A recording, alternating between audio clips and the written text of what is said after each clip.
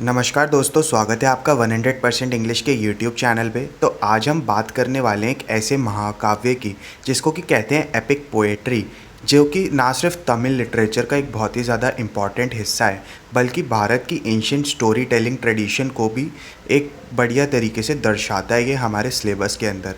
ये काव्य है सिलापट्टिकरम, जिसका मतलब इंग्लिश में होता है the tale of the anklet, और इसका एक विशेष हिस्सा है जिसको हम आज इस वीडियो में कवर करने वाले हैं। और यही हमारे इंडियन क्लासिकल लिटरेचर के सिलेबस में भी दिया गया है, द बुक ऑफ वेंसी।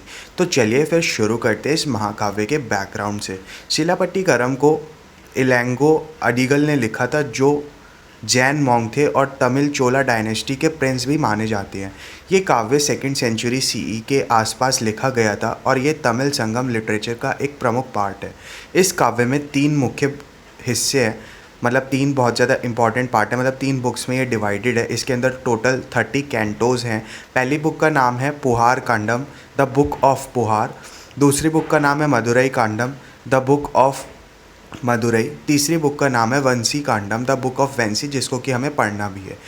और हमारा फोकस इस वीडियो में द बुक ऑफ वेंसी पर रहेगा, जैसे कि मैंने आपको बताया, यानी कि वंजी कांडम।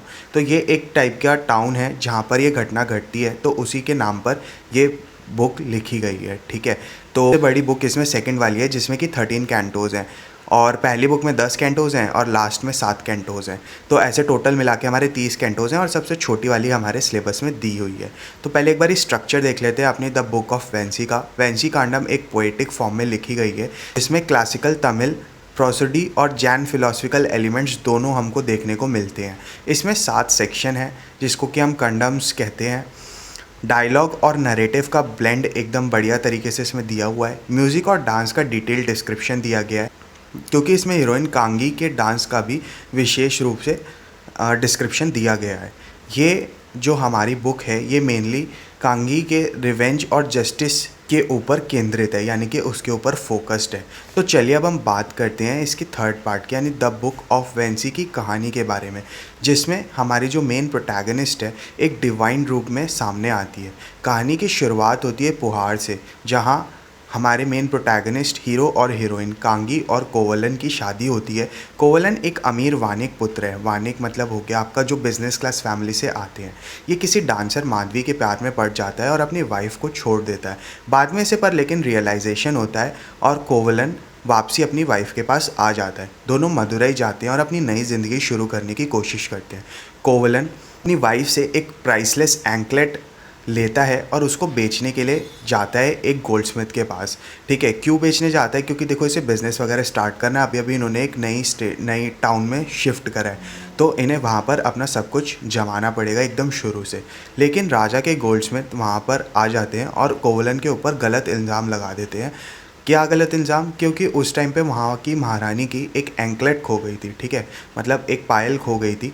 ठीक है, तभी से द टेल ऑफ एंकलेट भी कहा जाता है। तो उन्हें लगता है कि जो कोवलन गोल्डस्मिथ के पास एंकलेट बेचने आया है वो वही पायल है और वो चुरा के उसको बेच रहा है, तो उसकी राजा द्वारा हत्या कर दी जाती है। कांगी अपनी प्योरिटी और धार्मिक गुस्से के साथ मदुरई के राजा और रानी को सच दिखाती है। कैसे? अपनी एंकलेट को तोड़कर। एंकलेट को तोड़ती है जब वो, तो उसमें प्रीशियस पर्ल्स वगैरह नहीं निकलती और वो एक नॉर्मल सी एंकलेट निकलती है, जिससे कि प्रूव हो जाता है कि ये महारानी की एंकलेट नहीं थी। राजा गिल्ट में मर जाता है और शहर जल जाता है। यहाँ तक तो मदुरई कांडम था। अब वांशी कांडम में क्या होता है? अब वांशी कांडम की शुरुआत होती है। कांगी जो अब एक डिवाइन एम्बॉडीमेंट और चेस्टी एंड जस्टिस बन चुकी है, मदुरई छोड़ देती है। वो चलाई नाम की नगरी जाती है। यहाँ पर वो फॉरेस्ट में तपस्या करती है और डिवोशन जैसे गुणों से युक्त हो जाती है। ये कांडम मेजरली हमें दिखाता है कांगी की डेफिकेशन। वो एक देवी बन जाती है, मतलब एक डिवाइन पावर बन जाती है। किसी चीज़ ये हमें दिखाता है कैसे पांड्या राजा की शांत नहीं हो रही और वो कांगी के श्राप से मुक्ति चाहती है। तीसरी चीज़ इम्पॉर्टेंट इसमें है चेरा किंग सेनगुतवन का कांगी के सामान में एक डिवाइन टेम्पल बनवाने का संकल्प। फिर वो हिमालय जाती है सेक्रेड स्टोन लाने के लिए, a symbol of purity and power. और लास्ट चीज़ जो इसमें इंपॉर्टेंट है वो है अभिषेकम, जिसमें कांगी को एक देवी के रूप में स्थापित किया जाता है। In the city of Vanchi, present day Karur, Tamil Nadu में।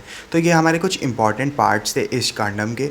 ये पार्ट एक पोएटिक और डिवाइन कल्मिनेशन है किसका, एक पवित्र स्त्री के जस्टिस के पाथ का।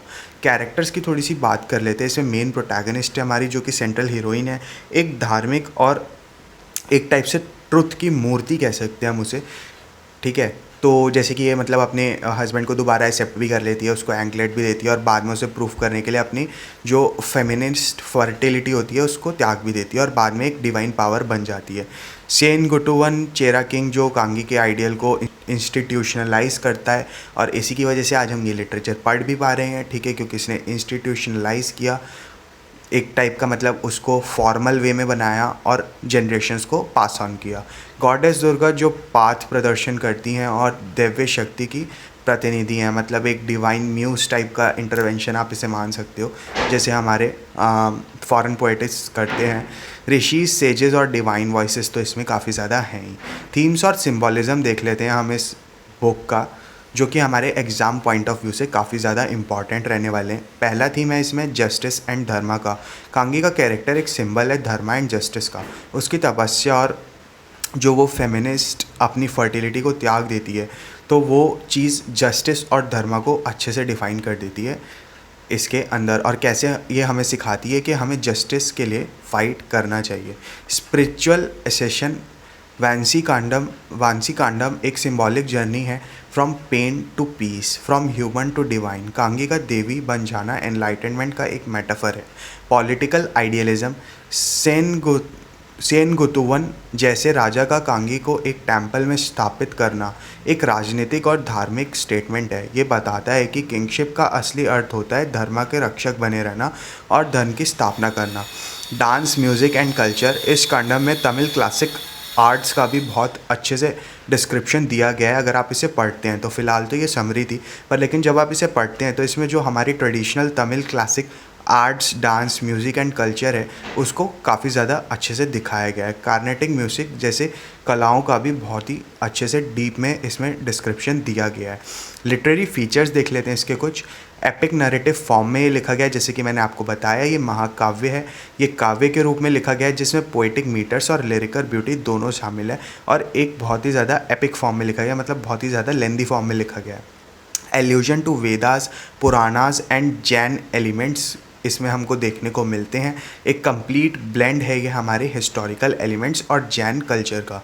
इंटरप्ले ऑफ इमोशंस, यानी कि रस थ्योरी जिसे हम कहते हैं, हमारे 8 रस होते हैं, हमें इसमें अलग अलग रस अलग अलग टाइम पीरियड पे देखने को मिलते हैं, स्पेशली करुणा और वीर रस।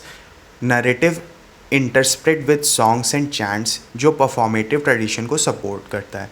लेगेसी और इसकी क्या आज की प्रेजेंट डे में रेलेवेंस है जो हम इतने टाइम बाद भी इसको पढ़ रहे हैं। शिलापतिकरम और specifically the book of Vensi आज भी एक सिंबल है किस चीज़ का, वुमेन एम्पावरमेंट का, जस्टिस के लिए लड़ाई का और कल्चरल प्राइड का। कांगी का कैरेक्टर तमिलनाडु और केरला में डिवाइन रूप में पूजा जाता है, कांगी अम्मन।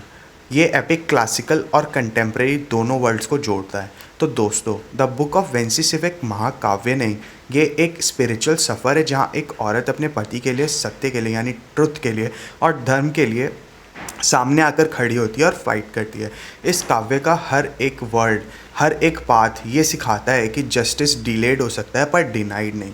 तो अगर आपको यार ये बुक बड़ी आसानी से समझ में आ गई हो, देखो मतलब पूरी तो मैंने इसमें पढ़ी नहीं है, पर लेकिन अगर समरी समझ में आ गई है और अभी रिसेंट में आपका एग्ज़ाम है और आपको अच्छे खासे कीवर्ड्स मिल गए हैं अपने एग्ज़ाम में लिखने के लिए, थीम्स वगैरह अच्छे से समझ आ गए हैं, तो फटाफट से भाई वीडियो को लाइक कर दो, शेयर कर दो और चैनल को सब्सक्राइब कर दो, क्योंकि 100% इंग्लिश पर आपको मिल जाता है अपनी लिटरेचर से जुड़े हर एक प्रॉब्लम का फुल प्रूफ सोल्यूशन।